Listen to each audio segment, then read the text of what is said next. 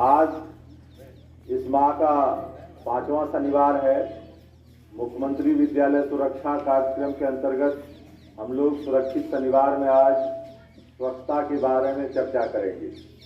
यह तो हम लोग पहले से भी स्वच्छता के बारे में विशेष ध्यान देते रहे हैं और उसकी चर्चा करते रहे।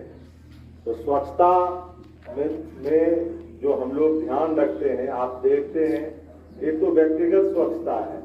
व्यक्तिगत स्वच्छता का मतलब अपने आप का सफाई करना, नाखून बड़ा ना हो, बाल धुले हो, बाल में कंघी हो, ड्रेस आपके साफ हो और नियमित रूप से आप सुबह जब उठें तो शौच से आने के बाद साबुन से हाथ धोएं, खाने से पहले साबुन से हाथ धोएं, किसी चीज को अगर छूते हैं तो साबुन से हाथ धोएं। ये व्यक्तिगत स्वच्छता के अंतर्गत हम लोग ध्यान रखते हैं।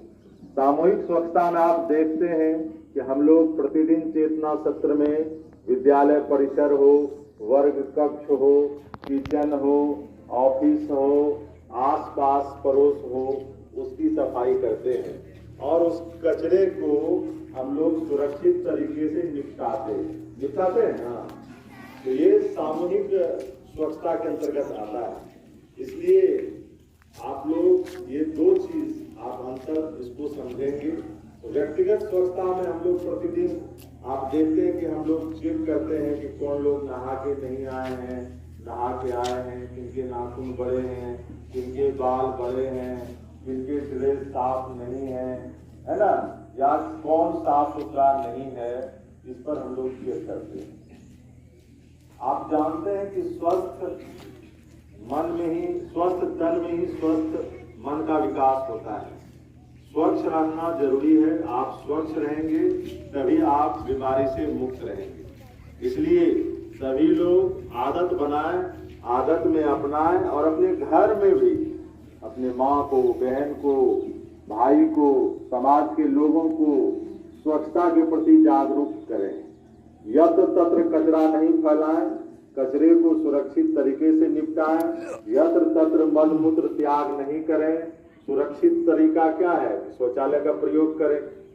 अब तो हर घर में लगभग शौचालय है, इसलिए शौच के लिए शौचालय का प्रयोग करें। खुले में शौच ना करें, लोटा लेके शौच नहीं जाएं। हम लोग शौचालय का जो प्रयोग करते हैं उसमें शौचालय के प्रयोग के बाद पानी अवश्य डालें ताकि वह स्वच्छ रहे। तो 3 बात जरूर ध्यान रखिए। शौच से आने के बाद, खाने से पहले और किसी चीज को छूने के बाद, और अगर घर में आप छोटे भाई बहन का मल मूत्र साफ करते हैं तो उसके बाद ये 3-4 चीज ध्यान रखें कि अगर आप सफाई करते हैं, किसी छोटा बच्चा ने लेटरिन कर दिया, सफाई करते हैं हाथ से, तो क्या करता है लोग, देखा माँ रोटी बेल रही है, बच्चा लेटरिन किया, रोटी बेलते हुए छोड़ के गया, धो दिया, फिर बेलने लगा, तो भाई वही लेटरिन आप खा रहे हैं। इसलिए अगर ऐसा हो तो माँ को जरूर बताओ, बहन को जरूर बताओ, आपने जो धोया तो केवल पानी से वो सफाई नहीं होती है, साबुन से हाथ धोना जरूरी है। और उसके भी 6 चरण हैं। साबुन से हाथ धोने के चरणों को याद, चरण के बारे में याद है ना आप लोगों को?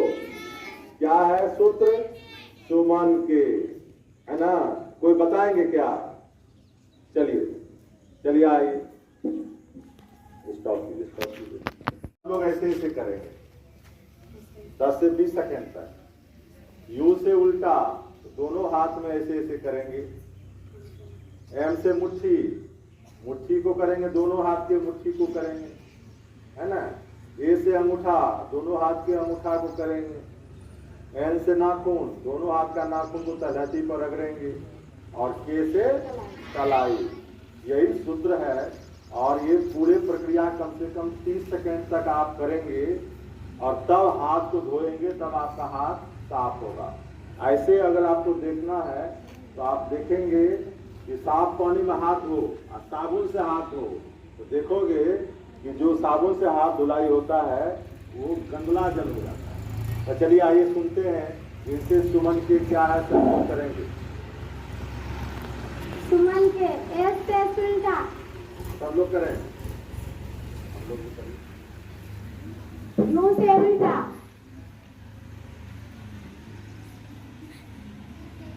करो सब लोग। एम से मुट्ठी, ए से अंगूठा, अंगूठा को ऐसे रगड़िए। एन से नाखून, नाखून को ऐसे तलत्ती पर, ताकि नाखून में जो मैल है वो निकल जाए।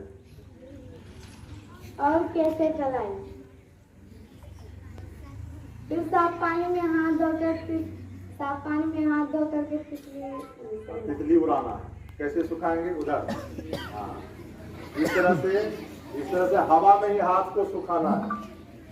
ठीक है, तो ये प्रक्रिया है हाथ धुलाई का। ठीक है।